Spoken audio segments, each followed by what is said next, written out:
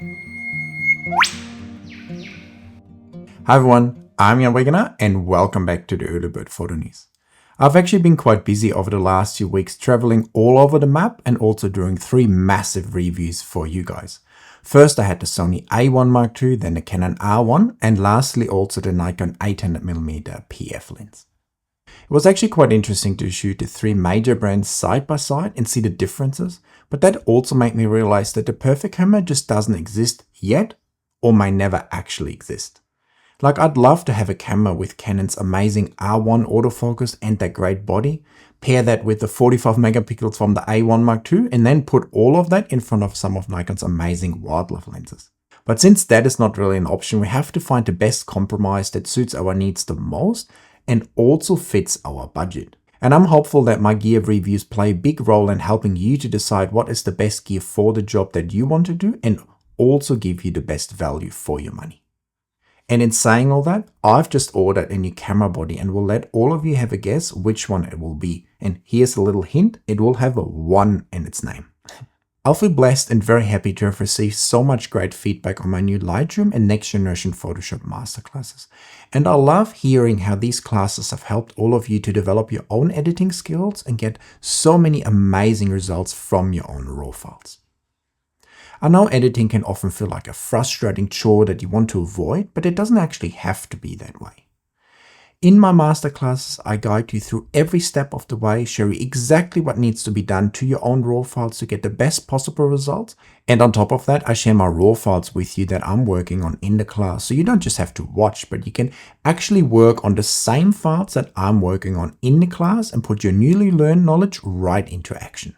So if you want to turn your editing life around and get great results from even your most difficult to edit RAW files and actually enjoy the process, make sure to check out my Lightroom and Next Generation Photoshop Masterclasses down there in the description.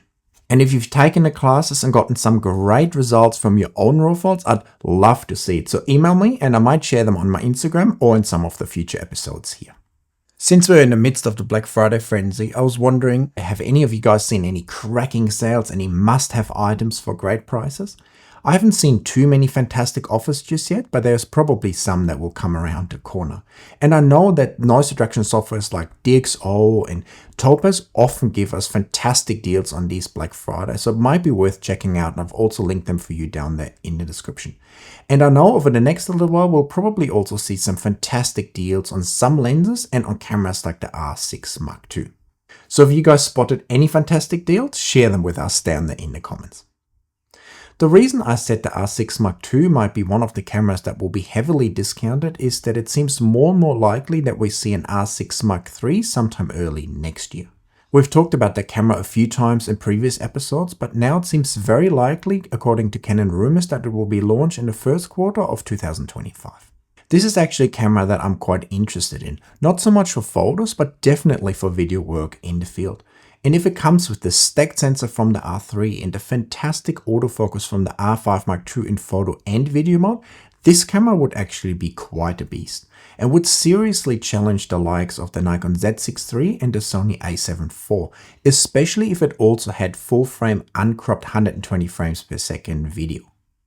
Because this is something that we can't find in any of the sort of mid-range cameras at the moment. The Nikon Z6 III gives us 4K 120 frames per second, but with a big 1.5 DX crop. So is that a camera that you guys are interested in? And if you own an R6 Mark II already, would an R6 Mark III with a stacked sensor likely get you to jump ship, or would you stick with your current camera? On paper at least, the R6 Mark III basically sounds like an R3 and an R6 Mark II body, which would be fantastic and definitely quite intriguing, I'd say, even though it would likely completely kill the used market for the R3. But let's talk about another camera that I know most of you will be even more excited in than an R6 Mark III, the potential R7 Mark II. It has gotten quite quiet around the camera, but recently the rumors kind of got some more life, and it seems likely that later in the year we will actually see an upgrade to the current R7. There's nothing wrong with the current R7, it's a fantastic APS-C crop camera, but at the same time there's definitely some room for improvement, especially when it comes to the autofocus, the crazy rolling shutter, and also the shutter shock with the mechanical shutter. I think Canon could be onto a real winner with an updated R7, especially if they push the R7 Mark II a little bit higher up market and give it the same body that we also have with the R6 Mark II and the R5 Mark II. According to the rumors, the R7 Mark II will get a stacked sensor, and I think that would be amazing and solve a lot of the problems. But at the same time, I've become a little bit wary of stacked sensors ever since the R5 Mark II launched. Because while there's a lot of upside to them, they also come with some limitations, because in many cases, especially with higher megapixel sensors, stacked sensors seem to take away a little bit of image quality and dynamic range when using very high ISO levels. And on a camera like the R7 Mark II that we would likely use a lot in low light situations as well, losing some image quality in this high ISO range may not actually be that desirable. And we may actually would prefer a fast non-stack sensor with great image quality over a fast stack sensor that takes away some of the dynamic range and editing ability at very high ISOs. Would you agree with me on that, or would you say that a stack sensor is a must and definitely something we'd love to see in the R7 Mark II? For me, an R7 Mark II is actually quite straightforward. I'd love to see it in an R5 Mark II style body, have 20 to 30 frames per second, great video features including 4K 120 frames per second, not too much rolling shutter, and good overall image quality with RAW pre-capture. Did I miss anything? Is that a camera you would sign up for even if it costs maybe $2,000 to $2,500? Let me know in those comments. Whenever I use Nikon's PF lenses in the field, I always ask myself, why is no one else making lenses like this? They are so good, relatively small, relatively lightweight, and relatively cheap. Not something we can usually say in one sentence when it comes to camera gear. But these amazing attributes may also be the reason that other manufacturers seem to be a little bit fearful to dive into making these smaller, cheaper prime lenses, because I assume they will substantially eat into the sales of the much bigger and more expensive f4 and f2.8 prime lenses. It seems like Canon in particular has gone with a different strategy when it comes to updating their prime lenses. Instead of giving us a 2.8 300mm for instance, they gave us an RF 100 to 300mm f2.8 zoom lens. Now this is definitely a trend that I love seeing, and giving us high quality zoom lenses instead of prime lenses is definitely something that should give us added flexibility in the field, especially if they also release a rumored lens that we recently talked about, the f2.8 400 to f4 600mm zoom lens. The biggest downside to these zoom lenses is that they're still quite heavy, quite large, and also definitely come with a big price tag. So it was actually great to see recently on Canon rumors that Canon is at least exploring the possibilities of making smaller and lighter weight telephoto primes as well. Some of these smaller and lighter weight telephoto lenses may not be able to replace an f4 600mm prime lens, but I know that I would use an f5.6 or f6.3 600mm prime lens a lot in the field. In extreme situations, the bigger lenses will still give you an advantage, but having a smaller, lighter lens is just so much more fun in the field and also attracts a lot less attention when you're in more sort of crowded spaces.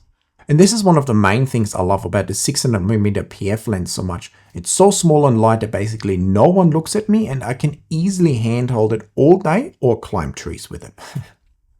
The only thing when looking at the Canon rumors article that I find a little bit concerning is that it says these lenses are quite simple and lower end. And while I would love a lower price point, of course, I would also love for these lenses to maintain most or all of the features that we see in L lenses, like full weather sealing, for instance. We have lenses like an f11 800mm Canon lens that is quite good overall, but lacks some crucial features like having the full autofocusing area available and also doesn't have the full weather sealing. So while I would love these lenses to be well priced, I would also love to see them have that L label series so we know that we can use them in all situations in the field. I guess for now we just have to wait and see what will happen, but it's good to hear that Canon is at least putting some thought into making them smaller and lighter weight prime lenses, and who wouldn't want to see like an f5.6 600mm Canon lens. Now that a week or so has gone by since the Sony A1 Mark II launched, I was wondering what your emotions are towards that camera now. Are you still a little bit disappointed, or has it sort of settled down and you think it's be a camera that will be fantastic in the field? Because according to Sony at least, the pre-orders have far exceeded expectations. Now this is a phrase that we've heard many times over the last few years, but it seems like at least a few people have decided to go ahead and order the camera. And I know whoever bought that camera will definitely have a good time with it in the field. And on that note, I think it's time to wrap up this week's early bit photo news. I hope you enjoyed the show. Let me know all your thoughts in the comments. Give me that thumbs up. Check out my channel membership, my new masterclasses, and hit that subscribe button. And I will see you guys in another video very soon. Bye.